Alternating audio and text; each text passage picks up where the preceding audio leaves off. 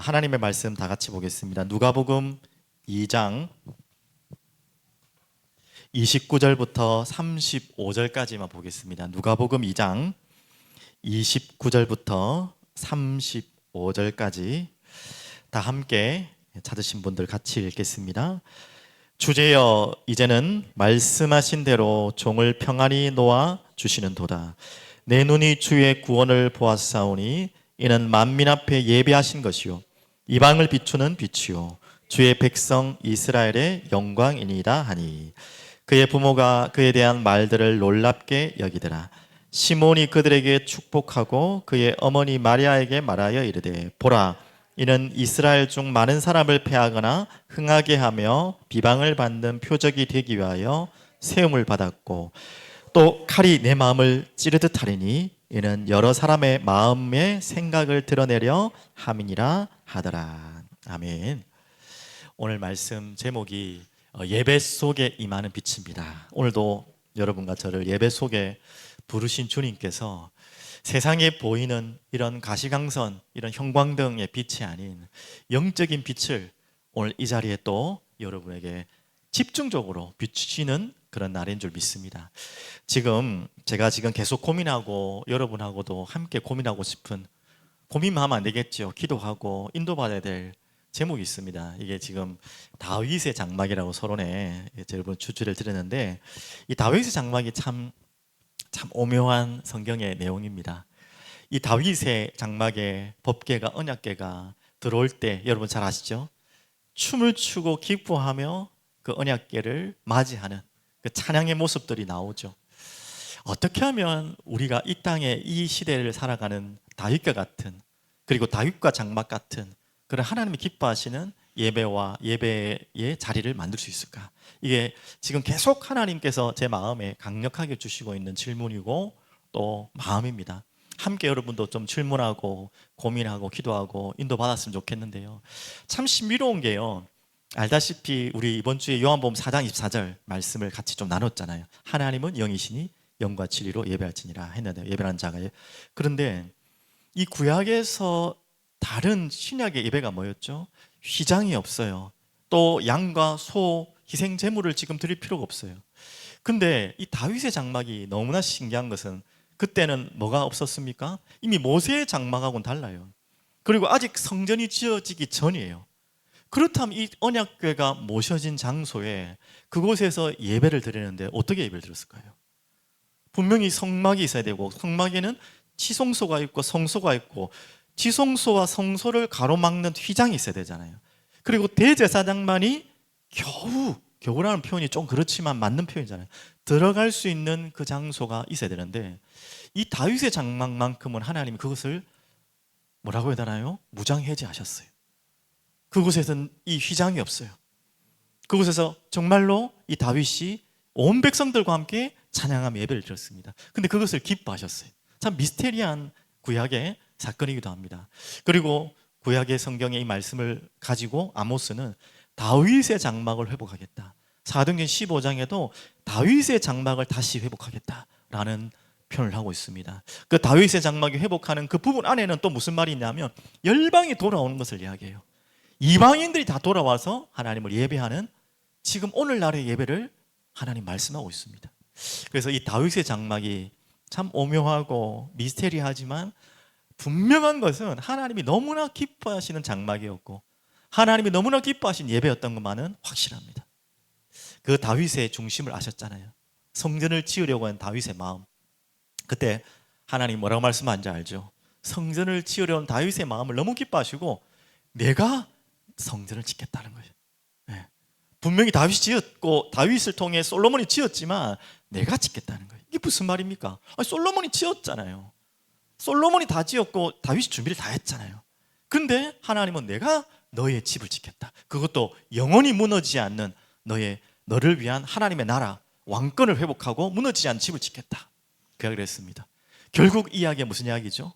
바로 성전 대신 예수 그리스도를 통해 세우실 교회, 예수 그리스도로 인해서 오실 여러분과 저를 통한 교회. 이게 정말 어려운 이야기죠, 맞죠? 그런 교회를 세우겠다고 다윗에게 말씀하셨어요. 그만큼 하나님이 기뻐하신 장막이 다윗의 장막, 다윗의 예배를 하나님 기뻐하신 것입니다. 그래서 오늘 제가 정말 간절히 기도하고 또 마음을 담고 우리 성도님들과 함께 고민하고 기도하면서 다시 이 다윗의 장막에 드렸던 그 예배, 하나님이 기뻐하시던 큰 예배, 그 예배의 중심을 우리 모든 성도들이 회복하고 함께 드리기 원합니다.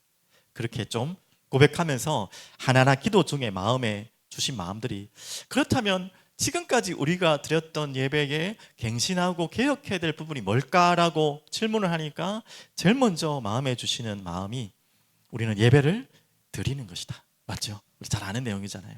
예배를 드리는데 그 예배는 찬양을 드리고요, 또 기도를 드리고요, 뭐 우리의 감사를 헌물로 헌신으로 드리고요, 모든 것을 다 드리는 시간입니다. 받는 것은 하나님의 말씀을 받는 것이죠. 그래서 어떻게 보면 우리에게 뭐가 더 중요하다고는 말할 수 없어요. 그런데 우리의 마음속에는 너무 좋은 것은 맞습니다. 특히 개혁 개신교단 개신 뭐죠? 개혁 500주 그 루터와 칼뱅을 통한 개신교에서는 가장 중요한 게 말씀 받는 거예요. 그게 맞습니다. 이게 회복된 것이 가장 중요한 회복이 맞습니다. 하지만 우리가 말씀을 받는 것에 너무 초점을 가져서 하나님께 찬양하고 기도를 드리고 하나님을 향하여 기쁨과 감사로 영광을 돌려드리는 것에 조금 소홀한 면이 분명히 많았던 것 같아요. 참 좋은 것이지만 이쪽에 너무 한쪽으로 쏠리다 보니까 정말 하나님을 예배하고 찬양하고 경배하고 주님께 감사하는 예배가 어떻게 보면 초점이 조금 너무나 많이 이쪽으로 가는 것 같아요. 그래서 말씀이 좋다고 하면 다 몰려가는, 너무나 맞는 이야기고 또 좋은 이야기지만 어떻게 보면 그게 하나의 독이 될 수 있다는, 메시지 좋다고 하면 확 몰려가는, 맞죠? 그렇게 갈급한 심령들이 있고 말씀의 소중함을 알아야 되죠. 하지만 그것이 꼭 옳다고는 할 수 없죠. 진정한 예배라고는 할 수 없죠. 그래서 우리가 반드시 회복해야 될 거, 당연히 말씀이 회복돼야 되겠고 하나님의 말씀이 회복되는 그 다음과 함께 찬양이 회복되겠어요. 그래서 이번 느헤미야서 이제 새벽기도를 딱 읽어가는데 또 말씀을 주시더라고요. 예배 개혁과 회복 속에 느헤미야 말씀이 참 기가 막히게 다 같이 연결되어 있는데요. 그래서 찬양 인도자, 또 찬양대, 찬양 전문 사역자, 또 찬양을 하는 악기, 뭐 여러 가지 이런 부분들이 참 중요하구나. 형식과 외형을 갖추고 뭐 규모를 갖추자는 의미를 넘어서 하나님을 찬양할 수 있는 모든 준비를 다 해야겠다. 그리고 앞자리에 서서 인도하는 찬양 인도자뿐만 아니라 앉아 계신 여러분들과 함께 하나님을 진짜 경배하고 찬양하는 곳에 우리가 뭔가 좀 새로운 시작을 해야겠다, 이런 마음을 또 많이 주셨고요.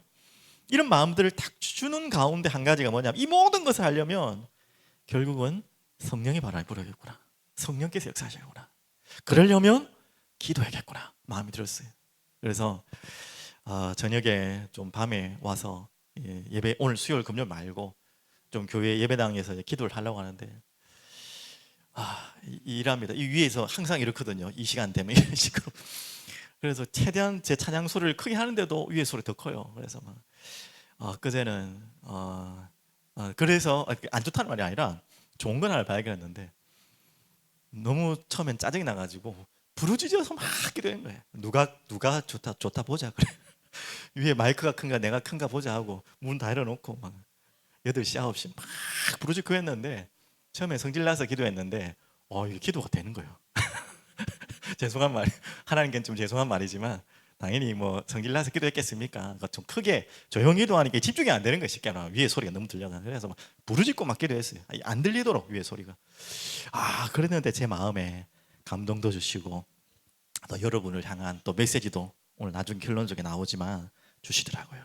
그래서 오늘 다윗의 장막, 하나님께 온전히 드리는 예배를 우리가 정말 고민하고 찾고, 또 하나님 기뻐하실 예배가 뭔지, 우리가 정답을 찾는다는 게 아니에요. 우리가 이것을 찾고 매달리고 성령께 물어보는 것 자체가 하나님 기뻐하시는 일 아닙니까? 그래서 이걸 우리가 같이 했으면 좋겠습니다. 그래서 이 예배는 어떤 시간이죠? 바로 오늘 제목처럼 빛이 임하는 시간이 예배예요. 오늘 이 자리에도 보이지 않는 이 빛이, 여러분 영혼의 이 생명의 빛이 쫙 비춰지는, 우리가 어느 곳에든 그 빛을 받고 또 우리가 비치지만 또 달라요. 모여서 함께 예배드리는 이곳에 임하는 빛은 또 다른 빛이 있어요. 오늘 그 시간임을 믿으시고요. 그 빛이 임한다는 것은 우리에게 성령께서 우리를 조명하신다는 시간이죠. 또 어떻게 보면 그런 중요한 시간을 합니다. 그래서 우리가 이미 말씀을 나눴지만 여러분 빛의 속성을 알고 빛의 의미를 알잖아요. 빛이 비춰지면 제일 먼저 일어나는 게 뭐죠? 보이지 않았던 게 보여요. 그게 좋은 것일 수 있고요, 또한 우리에게 안 좋은 것일 수 있습니다. 하지만 보여져야 돼요. 좀 더 의미로 보여지는 정도가 아니라 드러나요. 숨겨졌던 것이, 또 감춰져 있던 것이 드러나는 시간이 바로 빛이 임하는 시간입니다. 그래서 오늘도 저와 여러분에게 이런 예배의 시간에 대한 간절함과 갈급함과 갈망을 달라고, 제가 어제 계속 밤에 좀 기도를 하다 보니까 잠시 제 마음에 부르짖고 기도하다 보니까 제 마음에 갈망이 오는 거예요. 갈증도 오고 갈급함도 있고 갈망이 오는 거예요. 하나님 진짜 찬양하고 싶습니다. 정말 예배드리고 싶습니다. 거기에 대한 좀 목마름이 오고요. 지금까지 드렸던 예배가 아니고 내가 간절하게 안 했다는 말보다는 더욱더 주님을 바라고 더욱더 하나님이 기뻐하시는 예배, 내가 기뻐하는, 내가 힘을 얻는, 내가 만족을 얻는 그런 예배 말고, 그건 따라오겠죠. 그거 이전에 정말 하나님이 기뻐하시고 하나님이 만족하시고 하나님이 정말 영광 받으시는, 어떻게 하면 그 예배를 저와 우리가 드릴 수 있겠어요? 간절한 갈망과 갈증이 오더라고요. 맞죠? 그 마음을 주셨어요. 그래서 오늘 본문이 바로 그런 본문입니다. 누가복음 2장 34절 35절 한번 보실까요? 시몬이 그들에게 축복하고 그의 어머니 마리아에게 말하여 이르되, 보라, 이는 이스라엘 중 많은 사람을 패하거나 흥하게 하며 비방을 받는 표적이 되기 위해서 세움을 받았고, 또 칼이 내 마음을 찌르듯 하리니, 이는, 이 중요한 부분이죠. 같이 이 부분만 읽을게요. 이는 여러 사람의 마음의 생각을 드러내려 함이니라 하더라. 그랬죠. 이 마음에 숨겨져 있던 것이 드러나는 시간이 바로 빛이 임하는 시간, 바로 예배의 시간입니다. 원래 이번 주에 봤던 이 본문의 말씀은 이제 빛으로 오신 예수 그리스도가 오셨다는 것에 대한 이야기죠. 맞죠? 근데 이 이야기를, 이 내용을 이렇게 저는 적용을 했어요. 하나님 마음을 주셔서, 그래, 바로 이 빛 대신 그리스도께서 우리에게 찾아오신 목적은 무엇입니까? 다 알다시피 우리를 빛으로 끌어오시기 위해서, 우리를 어둠에서 빛으로, 사망에서 구원으로, 영원한 생명으로 이끄시기 위해서 그리스도가 오신 것 아닙니까? 맞죠? 그런데 이게 끝이 아니에요. 그래서 어떻게 할 거예요? 우리를 구원하시 어떻게? 하나님의 영광을 받으시길 원하시는 거예요. 하나님의 나라, 하나님의 영광을 드려드리는 예배 속으로 우리를 끌고 들어오시길 원하신 거예요. 하나님이 원하시는 목적은, 최종 목적은 이거라고 했죠. 맞죠? 그래서 그렇게 적용한 것입니다. 그래서 우리에게 이 예배 드릴 때마다 드러나는 것이 뭐냐면, 여러분 건강검진 다들 이제 40대 이상 되시는 분들은 주기적으로 또 받으시죠. 또 나라에서 하는 것뿐만 아니라 또 여러분이 중요할 때마다 좀 중요한 건강검진들은 꼭 하셔야 됩니다. 그때 드러나죠. 내 속에 보이지 않았던 부분들이. 또 우리가 뭔가 몸이 아파서 할 때도 있지만, 아프지 않을 때라도 우리가 못 느낄 때 더 해야 되잖아요. 아플 땐 당연히 해야 되는 것이고, 아프지 않고 아무 증상이 없을 때 그 속을 들여다보는 거 아닙니까? 엑스레이를 찍든지 CT를 찍든 MRI를 찍든 또 내시경을 하든 보이지 않는 곳을 보이도록 들어가서 보는 것이 아닙니까? 이건 우리가 말하는 빛의 개념하고는 좀 다르지만, 어둡고 보이지 않는 것을 밝혀서 보여지는 것이 검진 아닙니까? 우리가 예배 드릴 때 당연히 하나님을 영화롭게 하고 영광 돌리는 첫 번째 목적과 시간과 함께 우리에게 임하는 어떤 시간이냐? 보이지 않는 것이 드러나는 시간이에요. 빛이 임하면 어둠이 드러나잖아요. 오늘 그 이야기입니다. 33절, 34절, 35절이 그 이야기예요. 맞죠?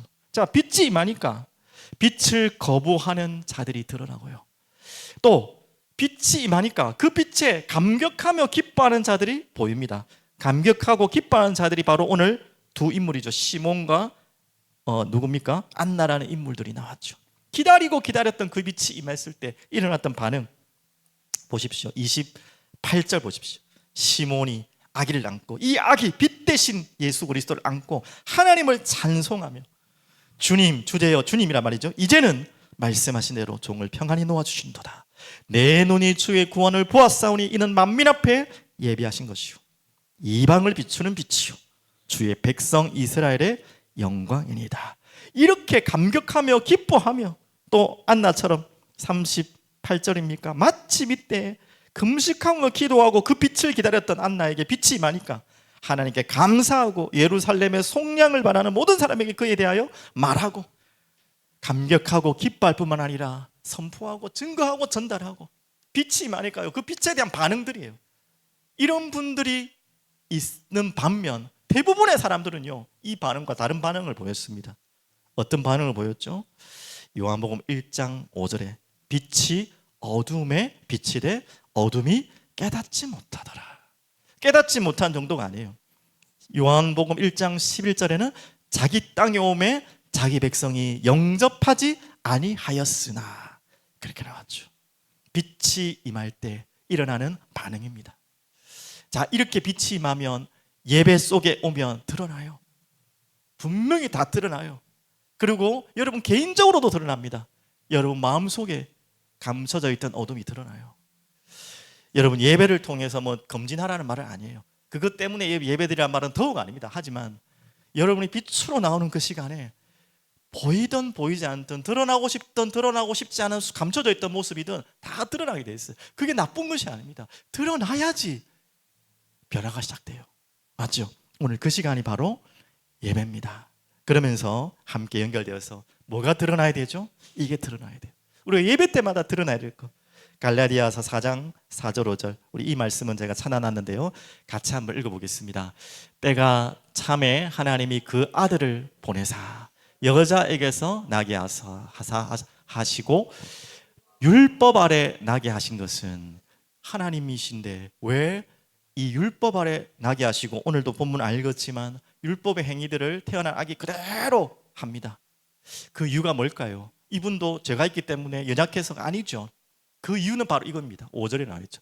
율법 아래에 있는 자들을 속량하시고, 우리를 속량하기 위해서 우리로 아들의 명분을 얻게 하려 하시려고, 우리에게 그 아들의 명분을 주게 하시기 위해서 율법 아래에 있을 필요가 없는 그분이, 아니 율법을 만드신 그분이, 율법을 주관하는 그분이 율법 아래로 오신 거예요. 우리를 어떻게 하시기 위해요? 아들의 명분을 주시기 위해서, 우리를 속량하시려고, 율법 아래에 있는 우리를 속량하시기 위해서 오신 분이죠. 이 말은 뭡니까? 바로 우리가 예배 드릴 때마다 확인해야 될 것입니다. 우리는 언제나 이 한계를 발견해야 돼요. 우리가 빛이 임했다는 말은 뭐냐? 우리 자신의 죄악, 정말 처참한 죄성. 그냥 우리는 어떤 죄를 범했다고요?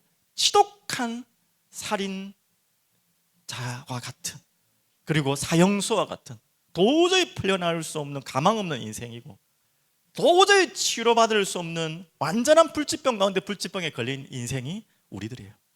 그런 우리 자신을 보는 것입니다. 여러분 예배 때마다 그걸 보는 거예요. 여러분 건강검진 하기 싫어하는 분들 있죠. 혹시나 이게 뭐 겁이 나가지고, 이게 혹시나 막 이게 병원 의사 선생님이 이제 몇 개월 안 남았습니다, 이제는 제가 할 일은 없습니다, 혹시 그런 소리 들을까봐 연세가 들면 들수록 불안하잖아요. 그런 소리 들을 빼야 차라리 검사 안 하겠다라는 분도 있어요. 그분 중에 한 분이 저희 가족 중에 있어요. 이 나이에 뭐 그런 소리 듣기 싫으니까 그냥 모르고 그냥 죽는 게 낫지 뭐. 근데 그건 어리석은 이야기죠. 하여튼 우리는 이미 그런 선고를 받았어요. 이미 죄로는요 돌이킬 수 없는, 용서받을 수 없는 죄인이고요, 병으로 따지자면 손을 댈 수 없는, 가망이 없는, 어떤 방법도 없는 죽어야 될 죄인이. 그런데 우리가 언제나 발견해야 돼요. 그랬던 우리, 그랬던 우리였다. 예배 때마다, 예배 앉을 때마다 빛이 임하면 그게 보여야 돼. 그랬지. 그래, 나는 완전 죽어야 될, 나는 완전 사망에 머물러 있는, 영원히 그 형벌에서 빠져나올 수 없는 영원한 감옥으로 끌려가야 돼. 여러분 예배 때마다 천국도 봐야 되지만 지옥을 먼저 봐야 돼요. 지옥이 있구나, 영원한 사망이 있구나, 회복할 수 없는 무엇인가가 있구나. 그게 죄로서부터 왔고 그게 사망이고 지옥이구나. 여러분 예배 때마다 그게 보여야 돼요. 그게 보여지면 뭐가 나오겠습니까? 그 다음이 나오겠죠. 또한 거기에서 빠져나온 그리스도의 생명의 빛이 또 보이겠죠. 그래, 이런 우리에게 그리스도께서 오늘 말씀처럼 율법 아래로 오셨구나, 율법 아래에 있는 죽어야 될 나를 위해, 나를 살리기 위해서, 나를 그 아들의 명분으로 얻게 하기 위해서 율법 아래로 오셔서 완전한 사람으로 오셔서 나를 위해 죽으셨구나. 이게 발견되겠죠. 그래서 예배 때마다 감격이 오는 거예요. 내가 죽어야 될 존재이고 나를 살려주신 그리스도가 예배 때마다, 이거는 뭐 영접 기도하는 부흥의 집회 때만 발견되면 안 돼요. 처음 내가 예수 믿을 그때로만 보여지면 안 돼요. 예배 드릴 때마다 마지막 그날까지 그게 보여야 돼요. 그때 찾아오는 감격과 감사, 기쁨이 예배의 감사로, 찬양으로, 기도로, 말씀으로 임하는 것입니다. 여러분에게 그 시간이 절대 놓쳐지지 않기 바랍니다. 그런데 또 있죠. 아니, 이렇게 구원받은 난데, 이렇게 영원히 죽어야 될 죄에서, 사망에서 건진받은 난데 왜 또 아직까지 또 나는 이 모습, 이 모양인가? 이것도 보여야겠죠. 이렇게 나는 억만 죄악 가운데서 나를 위해 희생하신 그리스도가 죽으셨는데 아직도 나는 한 주간 살아보다 보니까 아닌 거예요. 아직도 변치 않는, 변질되지 않은, 변화되지 않은 나의 모습들 또 보이는 거죠. 그러면서 나를 질책하고 책망하란 말이 아니에요. 그 말이 아니에요. 나의 한계, 또 할 수 없는, 구원받아 놓고도 될 수 없는 나의 이 모습. 그래서 다시 그리스도께로 돌아오고 회개하고 주님 앞에 엎드리고 또 그 속에서 이 빛으로, 말씀으로 치유받고 회복되고. 아이고, 맨날 그래야 됩니까? 맞습니다. 예배 때마다 우리 그걸 회복해야 돼요. 그런 예배, 이런 예배를 내가 드리고 있다면 감사가 멈추겠습니까? 감격이 멈추겠습니까? 다윗처럼 왕의 채통을 버리고 바지가 내려올 만큼 뛰고 춤추겠죠. 그 언약의 의미를 알기 때문에. 다윗이 채통이 있고 왕인데 무엇 때문에 그 와이프가 자기를 비난하고 조롱할 만큼 옷을 헐랑 다 내팽개칠 만큼 춤을 추며 기뻐합니까? 다윗에게는 그 마음이 있었던 거예요. 그 감격이 있었던 것입니다. 그 기쁨이 있었던 것입니다. 우리의 그 다윗의 장막이 회복되길 바랍니다. 그래서 제일 중요한 거, 조금 더 지나면 우리가 예배 때마다 이 비밀을 놓쳐버리면 어떻게 되는지 아십니까? 또 어느 날 다른 걸로 끌려가요. 자, 보십시오. 솔로몬이 언제부터 무너졌습니까? 가장 정점을 찌를 그 이후부터 이 솔로몬에게는 이 죄악이 시작됐습니다. 지금 느헤미야서를 읽고 있잖아요. 지금 오늘까지 새벽기도 혹시 뭐 안 보셨더라도 읽고 가고 계시죠? 오늘 뭐 했습니까? 성벽 뭐 했습니까? 큰일이네. 더 소리 나야 되는데. 오늘 중요한, 오늘 하이라이트인데, 느헤미야의 하이라이트인데, 성벽 봉헌식, 봉헌식의 성벽을 밟는 장면이 나오죠. 내일 읽고 혹시 미리 보셨어요? 저는 주일 것까지 다 봤거든요. 내일부터 뭐 나오는지 아세요? 이제 타락이 나옵니다. 내일 바로 그 성벽 봉헌 가장 기뻐하고 하나님께 찬양하고 이제 성벽을 완성해서 좌우로 나눠서 에스라와 느헤미야가 쫙 선두 대열로 해서 쫙 도는 게 얼마나 감격스럽겠습니까? 어떻게 무너졌던 성벽이고 어떻게 바벨론에 끌려갔던 자신들의 모습이고 거기서 어떻게 돌아와가지고 이 성벽을 완성했는지 그 감동과 감격과 기쁨과 감사가 차고 넘칠 때예요. 그게 끝나자마자 그리고 느헤미야가 다시 돌아가게 됐죠. 그 이유도 있겠지만 아무리 지도자가 없더라도 그렇게 하면 됩니까? 그때부터 바로 어떻게 된지 아십니까? 이 도비야라는 이 나쁜 악한 성전을 막았던 그 인물을요, 엘리야십이라는 제사장이 이 뭐라 해야 되나요? 이게 짝짝꿍을 해가지고 이 도비야가 성전 안에 큰 방을 만들어가지고 뭔가 있었겠죠. 커미션이 있었겠죠. 들어와가지고 떡 자기 잘 차려고 있어요. 또 어떤 모습이냐? 안식일을 완전히 막 다 놓쳐. 그렇게 기뻐하며 하나님 율법을 회복하겠다고 했던 그들이 안식일날 막 장사하고 안식일 개판치고 있어요. 하물며 이방 결혼들을 계속하고 있어요. 그거를 느헤미야가 총독 갔다가 다시 돌아오니까 그런 모습인 거예요. 완전히 다 무너져 있는 거예요. 그래가지고 다시 또 개혁을 하는 모습으로 느헤미야서는 마무리가 됩니다. 참 우리가 그런 존재입니다. 우리는 그런 존재예요. 구약의 인물들을 우리가 욕할 존재가 아니라 구약의 인물들하고 우리하고 비교도 안 돼요. 맞죠? 그런 존재예요. 그래서 우리가 뭐 해야 되는 거죠? 우리는 예배 때마다 이걸 보여야 돼요. 드러나야 돼요. 감출 필요 없습니다. 여러분 자신을 점검하시고 돌이키시고 다시 한 번 더 이 죄성과 죄악됨을 고백하시고 인정하시고 하나님 앞에 나와서 또 오직 그리스도 복음을 붙들고 또 새롭게 일어나고 이게 놓쳐지는 순간부터 이 정도 됐지. 이 정도 내가 예배 드리면 됐고 이 정도 예배 자리에 앉으면 됐고 이 정도 말씀 들으면 됐고 내가 이 정도 뭐 훈련 받으면 됐고 그때가 가장 무서운 거예요. 그때부터 다 쇠퇴한 거예요. 그래서 육신적으로 결벽증이라는 단어 아시잖아요. 참 안 좋은 거예요. 결벽증이라는 건 안 가지면 좋은데 이것만큼은 가져야 돼요. 어느 결벽증? 영적 결벽증. 결벽증은 뭡니까? 그거 아닙니까? 막 이렇게 지저분한 거 못 보고 무질서한 거 못 보고 이런 거 아닙니까? 맞죠? 이게 뭐 육신적으로는 안 좋죠. 자기 자신을 너무 힘들게 하니까. 영적으로는요, 결벽증이 있어야 돼요. 계속 점검하셔야 돼요. 어디가 지금 삐뚤어져 있는지, 어디가 지금 더러워졌는지. 아이고 좋은 게 좋은 거지 뭐 이게 안 돼요. 절대 성격 좋으면 안 돼요. 육신적으로는 여러분 성격 좋아야 되는데 영적으로는 그런 성격 안 돼요. 철두철미하게 보셔야 돼요. 그래서 계속 돌아보시고 다시 회복하고, 내가 예배 자리에 잘 나와 있지만 혹시 내가 지금 예배를 드리는 것이 온전히 드리는 예배가 맞는가? 내가 하나님 말씀을 또 훈련을 기도를 하는데 내가 진짜 하나님 기뻐하시는 기도를 하고 말씀을 듣고 있는가? 계속 점검하셔야 돼요. 이건 여러분 피곤한 게 아닌 게 아니에요. 여러분을 살리는 답입니다. 오늘 좀 이상한 이야기지만 이 자리에 오신 분들, 이 말씀을 듣는 분들만이라도 영적 결벽증 환자되기 바랍니다. 환자란 표현은 그렇고 영적 결벽증에 딱 걸려들기 바랍니다. 자, 그래서 두 번째는요, 이제는 빛의 역사입니다. 이 예배는 빛이 임해서 드러나는 것으로 끝난 게 아니고요, 빛의 역사가 일어나면 당연히 일어나는 게 있죠. 바로 생명의 역사입니다. 자, 읽어보겠습니다. 요한복음 1장 4절에 너무 귀한 말씀이죠. 그 안에 생명이 있었으니, 예수님 말씀하신 거죠. 이 생명은 사람들의 빛이라. 또 9절 봅니다. 참빛 곧 세상에 와서 각 사람에게 비추는 빛이 있었나니 그랬죠. 그리고 12절 잘 아는 말씀이죠. 예수께서 또 말씀하시되, 요한복음 8장 12절입니다. 나는 세상의 빛이니 너를 따르는 자는 어둠에 다니지 아니하고 생명의 빛을 얻으리라. 바로 이게 예배입니다. 그래서 영과 진리로, 진리는 말씀을 이게 직접적으로 말씀하고 있지만 우리는요, 이 성령이 임하는 진리의 말씀이 임하도록 우리에게 누가 오셨죠? 예수 그리스도가 오신 것입니다. 그래서 이 그리스도가 임하는 시간, 그리스도를 통해 성령이, 말씀이 임하는 시간이 바로 예배예요. 그래서 빛이 임하는 거예요. 오늘 여러분에게 이 시간이 바로 생명이 일어나는 시간이다. 생명이 시작되는 시간이기도 하고요, 또한 생명의 모든 비밀이 다시 솟게 되는 시간이 바로 예배의 시간이다. 그래서 이 예배의 시간은 보통 시간이 아니에요. 여러분, 모든 것을 다 포기하고도 우선순위란 말도 틀렸어요. 여기에 모든 것을 다 걸어야 돼요. 자, 그러면 다음, 생명이 시작됐다면 그 다음 뭐가 되겠죠? 생명은 자라게 되어 있습니다.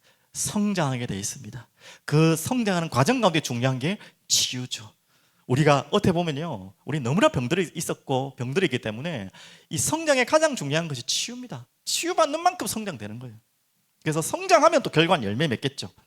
그래서 하나님은 우리에게 말씀을 주셨습니다. 말라기서부터 하나하나 말씀 볼게요. 내 이름을 경외하는 너희에게는 공의로운 해가 떠올라서 치료하는 광선을 비추리니 너희가 나가서 외양간에서 나온 송아지 같이 뛰리라. 또 너희가 악인을 밟을 것이니 그들이 내가 정한 날에 너희 발바닥 밑에 재와 같으리라. 만군의 여호와의 말이니라. 분명하죠. 이 어둠이 비치니, 당연히 어둠은 무너질 뿐만 아니라, 빛이 비치니 어둠이 무너질 뿐만 아니라, 다시 말씀드리면요, 이 공의로운 해가 떠올라서 치료의 강선으로 우리를 치유케 하시고 생명을 주신 그분이 우리를 또한 온전케 그 빛이 비추는 곳마다 치유받는 거예요. 그래서 외양간에 나온 송아지같이 기뻐 뛰는 거예요. 눌려있고 잡혀있던 우리 인생이 송아지가 뛰어노는 것처럼 두 가지가 답니다. 예배 와서 이 체험을 해서 또 기뻐서 뛰고, 또한 우리의 모든 부분들이 회복되는 시간, 그게 바로 예배의 시간입니다.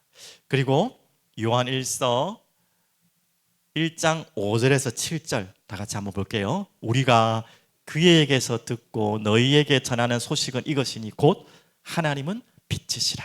그에게는 어둠이 조금도 없으시다는 것이니라. 자, 우리가 예배드릴 때마다, 성삼위 하나님께 예배드릴 때마다 그 빛이 임할 때 이런 일이 일어나는 거죠. 우리에게는 모든 어둠은 사라질 수밖에 없어요. 어둠이 없으신 그 빛 대신 성삼위 하나님이 우리에게 임하는 시간. 그리고 6절입니다. 그러면 어떻게 되겠습니까? 만일 우리가 하나님과 사귐이 있다 하고 그분과 빛 대신 그분과 우리는 사귐의 시간, 어둠에 행하면 거짓말을 하고 진리를 행하지 아니하거니와 7절요, 그가 빛 가운데 계신 것 같이 우리도 빛 가운데 행하도록 우리를 인도하시죠.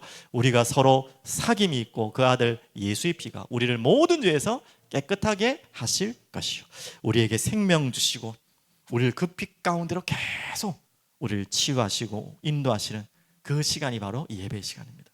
그리고 에베소 5장 7절 9절 보겠습니다. 그러므로 그들과 함께하는 자가 되지 말라. 그 어둠에 있는 자들 말하는 거죠. 8절 너희가 전에는 어둠이더니 이제는 주 안에서 빛이라. 빛의 자녀들처럼 행하라. 그리고 9절 빛의 열매는 모든 착함과 의로움과 진실함에 있느니라. 여러분이 이 예배의 자리가 얼마나 소중하냐면 그냥 앉아서 그냥 조금 뭐 찬양하고 뭐 기도하고 또 시간 지나가고 가고 또 말씀 듣고 가는 것 같지만요, 영적으로는 빛이 임해서 여러분 빛의 열매가 하나하나 여러분 삶 속에서 일어나는 시간이에요. 여러분 변화되어지지 않고 바뀌지 않는 여러분의 아까 더러운 모습들 있잖아요. 추악한 모습들, 어둠에 있던 모습들이 이 예배라는 것이 얼마나 어마어마한 시간이냐. 집중적으로 이 생명 예배, 말씀의 빛이 임하는 시간이라서 여러분이 노력해서 되어지지 않는 이 모든 빛의 열매들이 여러분의 삶에서 열매 맺을 수밖에 없는 결과가 이 예배라는 곳에서부터 시작되는 것입니다. 이건 당연한 것입니다. 그래서 예배를 통해 우리의 모든 삶의 현장까지 변화되는 빛의 자녀로 열매로 여러분을 인도하시고 부르실 줄 믿습니다. 결론입니다. 우리가 오늘 회복해야 될 것, 결국 이 빛의 확장, 결국 이 이야기가 무슨 이야기죠? 이 빛이 임하는 예배 확장을 같이 말하는 거예요. 이것을 두고 우리가 먼저 기도부터 시작했으면 좋겠어요. 여러분에게 주일날 제안 드린 것은 뭐 가정에 이 예배를 확장해라. 빛이 임하는 예배죠. 구역, 지역이죠. 지역 개념의 빛을 회복하는 예배를 회복하라. 그리고 직장, 지역이죠. 가장 어떻게 보면 우리가 알지 못하는 어둠이 많은 곳이죠. 그곳에 빛을 회복하는 예배 회복하라 했는데 이거 이전에 먼저 해야 될 게 뭐냐? 이것을 위한 기도를 시작하십시오. 목사님 하라니까 순종하는 마음에 하는 거 너무 감사하고 아멘입니다. 그것도 맞죠. 그 이전에 여러분 기도하세요. 맞습니다. 하나님, 나의 가정에 이사야 60장 1절 3절 말씀처럼 일어나 빛을 발하기를 소원합니다. 그 빛이 임하는 시간이, 임하는 자리가 예배거든요. 여러분 어떻게 빛을 발합니까? 전도 선교도 맞지만 그 이전에 예배예요. 여러분의 가정에 예배가 시작되는 순간부터 빛이 임하는 것입니다. 빛을 발하는 시간입니다. 여러분 그걸 꼭 기억하세요. 하나님, 나의 지역에, 나의 직장에 일어나 빛을 발하게 하여 주시옵소서. 그 고백을 하시고요, 마태복음 5장 14절 16절 말씀처럼 너희는 세상의 빛이라. 사람이 등불을 켜서 말 아래 두지 아니하고, 맞죠? 빛을 감추면 안 되죠. 등경 위에 두나니 이러므로 집안 모든 사람에게 비치느니라. 이같이 너희 빛이 사람 앞에 비치게 하여 그들로 너희 착한 행실을 보고 하늘에 계신 너희 아버지께 영광을 돌리게 하라. 자, 이걸 한마디로 말하면 예배입니다. 어떻게 등경, 나에게 비친 빛을, 여러분은 발광체가 아니죠. 반사체죠. 그 빛을 주시는 분은 바로 하나님이십니다. 그래서 그 빛을 받아서 우리는 반사를 하는 거예요. 그래서 우리에게 있는 그 예배의 자리가 빛이 우리에게 임하여 우리는 그냥 예배 드리고 우리는 그 자리에서 그냥 기도하고 그 자리에서 하나님을 예배하고 기뻐하고 찬양하는데 그 빛이 나도 모르게 반사되어서 나가는 거예요. 보이지 않죠. 그걸 하나님 여러분에게 하도록 허락하셨어요. 명령 이전에 허락이야. 축복입니다. 오늘 그 시간 속으로 들어가길 바랍니다. 그래서 이걸 위해서 먼저 기도했으면 좋겠습니다. 여러분 개인부터, 여러분 가정에서 혼자부터 시작되지만 여러분 혼자부터 기도하십시오. 지역을 두고 혼자 기도하십시오. 직장을 두고 혼자 기도 시작하십시오. 그래서 오늘 기도하는 날이기 때문에 기도에 대해서 좀 가장 간단한 3가지만 좀 말씀드릴게요. 첫 번째, 여러분 잘 아는 묵상이죠. 말씀을 읽고 말씀을 깊이 묵상하는 거. 그건 여러분 아시잖아요. 그걸 가지고 기도하는 거. 그건 너무 잘 알고요. 두 번째는요, 이렇게 조용히 기도하는 걸 제가 말했고요. 두 번째는 조금 여러분이 읊조리는 기도 한번 시작하십시오. 여러분 자꾸 이제 묵상하면 기도 너무 좋은데 혼자서 하시면 되고요. 함께 모였을 때는 조금 이제 뭐 이렇게 좀 공간이 이렇고 주변에 있으면 여러분 기도하다 보면은 산으로 들로 잡생각 많이 나거든요. 그래서 읊조리면서 처음에는 크게 소리 지르면서 기도가 잘 안 될 거예요. 내 마음도 그렇고 좀 부끄럽기도 하고 좀 여러 가지 신경 쓰이는 게 많아서. 그러면요 조용조용히 이 소리를 작게 내도 되고 되지만 여러분 소리를 내서 한번 기도해 보십시오. 그래서 여러분 그렇게 되면요 처음엔 잘 안 돼요. 하지만 자 그렇게 돼야지 이 기도가 내게 하나님께 대화 나누고 집중하는 부분이 잘 됩니다. 그리고 이제 가서는 제가 아까 조금 서론에 얘기했지 부르짖는 기도도 필요합니다. 반드시 필요해요. 그래서 이런 금요 기도 때 새벽에는 조금 묵상, 읊조림 기도가 좋고 금요일 이런 때는요 진짜 우리가 찬양과 함께 소리 내면서 꼭 우리가 소리를 내야지 하나님 뭐 기가 어두우신 분 아닌데 그 말이 아니잖아요. 우리의 간절함과 갈급함과 갈망을 드리는 기도입니다.